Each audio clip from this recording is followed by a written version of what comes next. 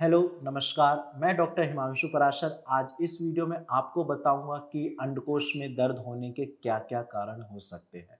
अगर आपके भी टेस्टिकल में पेन होता है तो ये एक वार्निंग सिचुएशन हो सकती है। इसको इग्नोर नहीं करना है क्योंकि आगे चलकर इनफर्टिलिटी की प्रॉब्लम हो सकती है, यानी कि आपके फादर बनने में दिक्कत आएगी।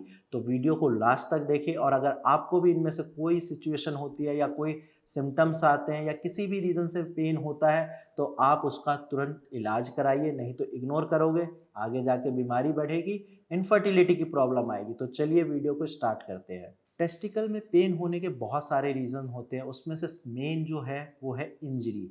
अगर आपके टेस्टिकल में इंजरी हुई है, कई बार एक्सीडेंट की वजह से चोट लग जाती है तो टेस्टिकल में पेन हो सकता है। कई बार ऐसा होता है कि हम स्पोर्ट्स एक्टिविटी करते हैं, क्रिकेट खेलते हैं, बॉल लग गई, फुटबॉल खेलते हैं, फुटबॉल आके टेस्टिकल पे हिट कर गई, या फिर कोई भी स्पोर्ट्स एक्टिविटी, रनिंग कर रहे हैं, टेस्टिकल मूव हो रहे हैं, ज़्यादा मूव हुए, लगातार अगर आप रनिंग करते हो तो भी टेस्टिकल में पेन हो सकता है। तो इसको इग्नोर नहीं करना है अगर पेन आपका कॉन्टिन्यूस रहता है।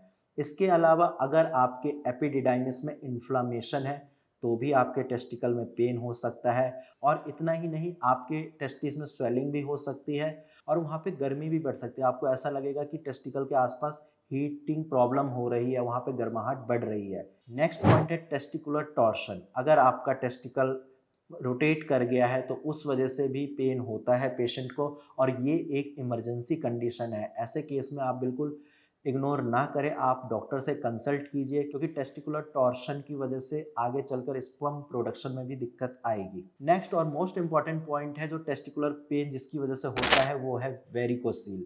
10 में से 8 पेशेंट का जो टेस्टिकुलर पेन होता है वो वेरिकोसील की वजह से होता है। और इतना ही नहीं, उनके टेस्टिकल में गुच्छा जैसा भी फील होता है और साथ में स्वेलिंग भी होती है। तो अगर आपको वेरिकोसील की प्रॉब्लम है, आपके टेस्टिकुलर में पेन होता है, हाथ लगाने पे गुच्छा जैसा फील होता है, तो इसको इग्नोर बिल्कुल नहीं करना है क्योंकि एक बहुत खतरनाक बीमारी है।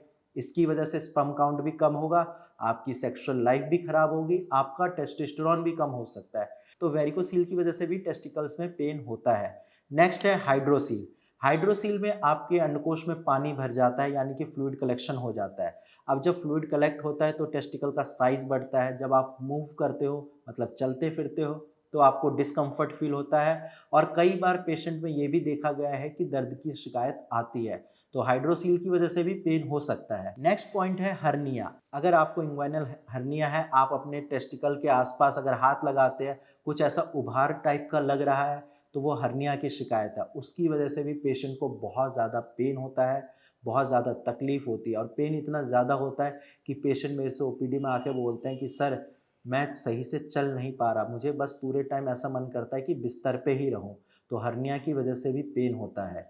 नेक्स्ट पॉइंट जो है टेस्टिकुलर पेन का वो है सिस्ट।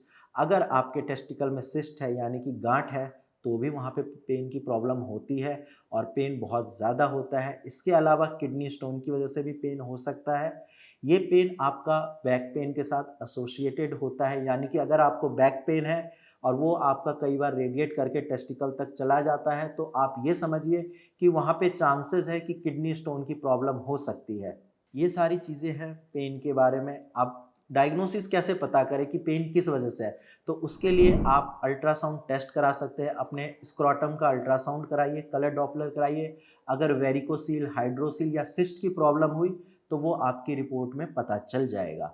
और वहीं बात अगर किडनी स्टोन की वजह से है तो आप केयूबी अल्ट्रासाउंड करा सकते हैं, या फिर आप होल एब्डोमेन का अल्ट्रासाउंड कराइए। उससे आपको किडनी स्टोन का भी पता चल जाएगा, कहीं किडनी स्टोन की वजह से पेन तो नहीं है। आज की वीडियो में इतना ही, धन्यवाद।